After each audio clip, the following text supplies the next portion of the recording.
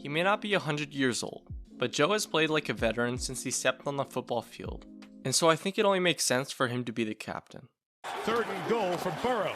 He throws it to the end zone. Touchdown!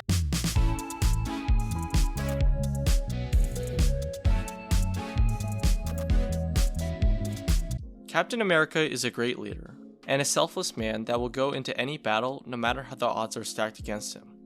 It doesn't matter if it's a guy with a red face or a big purple dude, he will strap his shield in and put his all on the line. There may not be any Thanoses in the NFL, but there sure as heck is a Captain America, and it's MF and Joey Burrow. Yeah, I mean, we found a way all year. Man, it was a crazy game. There are not many players like Joe Burrow. He may have only played for under 2 years, but already he has established himself as a rising talent in a league full of studs at quarterback. What's even more impressive about his ability early on is the fact that he has done it on a team that has been historically bad. On 1st and 15, Dalton picked off. Gilmore down the sideline. See you later. Compare that to Captain America, and after he got juiced up, he joined a losing US team that was getting bodied by Red Skull and the Nazis. But then all of a sudden, when he came in, things started to change. And it was because he was not just selfless, but an overall great leader that put others above himself and ultimately bodied them back.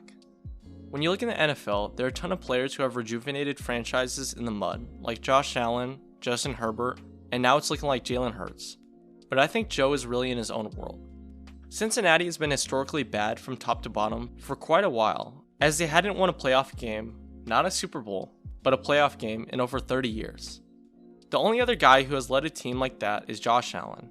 But I think Joe fits the role much better, because in my opinion, I think Josh has a much better coach, defense, line, and pretty much everything outside of receiving corps and probably running back. In Joe's case, he went to not just one of the worst, but the very worst team in football, and was given next to nothing to work with from the very beginning. Outside of the recent pickups in guys like T. Higgins and now Jamar Chase, the Bengals roster is pretty underwhelming in a lot of aspects, and in a lot of ways looks much better than it really is because of how well Joe has played. There's a reason the Bengals haven't won a playoff game this millennium, and likely wouldn't for another bunch of years if it wasn't for the Tiger King. He may have missed the Pro Bowl this season, but I think a potential Super Bowl is much better than that. Joe and the Bengals may be a big name now, but last season my man was thrown into the deep end and beat down time and time again. With one of the worst offensive lines and upon that defenses in football, it was no surprise that Joe struggled to get any wins at all. And then to put the icing on the cake, this happened. Left leg, oh no. The #1 pick in the draft looks to be seriously hurt. The offensive line problems came to a head against Washington when a certain play ended Joe's rookie season before he could even do anything. Just like how Steve Rogers was beat down before he took the serum, Joe dealt with the same thing before he became reunited with a certain stud in Jamar Chase. Not just his buddy, but the additions to the line, defense, and team as a whole allowed Joe to do his thing this year. Over 4,600 yards and 34 touchdowns is great, but even better than that is not just one, but 2 playoff wins. Beating Las Vegas was hard enough, but going up against Tennessee was the test of Joe's career so far. Although the offensive line allowed a ridiculous 9 sacks, Joe and the Bengals were somehow still able to claw their way to a victory after this. 62-yard, sweeps the leg, McPherson, he's got it! A late interception by the defense was huge for a Cincinnati offense that wasn't given much of a chance from the get-go. It's commendable to think about just how much Joe has done for Cincinnati in only a matter of years. Somehow the Bengals were 2-4 in 2019 and are now in the AFC Championship. How the F has this happened?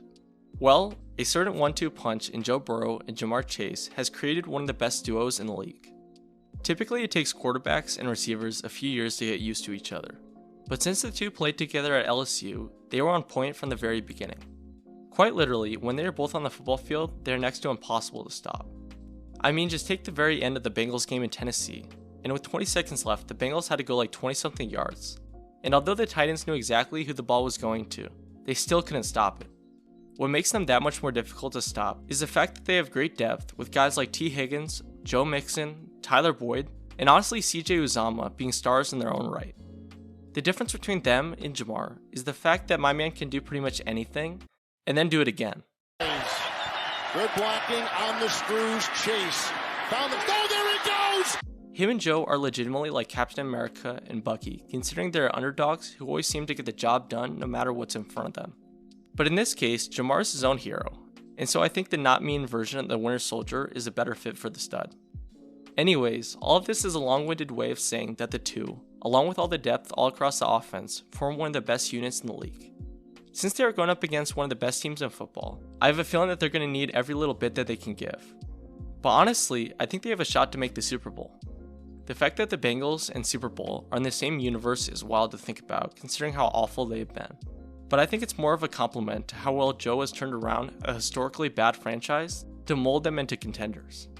I don't know if there's a single quarterback that could have turned around a team this quickly with as little help as Joe has had for the most part, and that's why I think he is what I like to call special.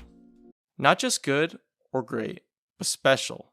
Not just because he can throw the football well, but because he will take everything on the chin no matter if it's his fault or someone else's. And that's what a captain would do. Intense game, very intense. Whew, that was unbelievable. Thanks for watching the video. If you guys enjoyed, make sure to subscribe, like, and comment down below what stuff you want next. But anyway, see you all soon, and peace out.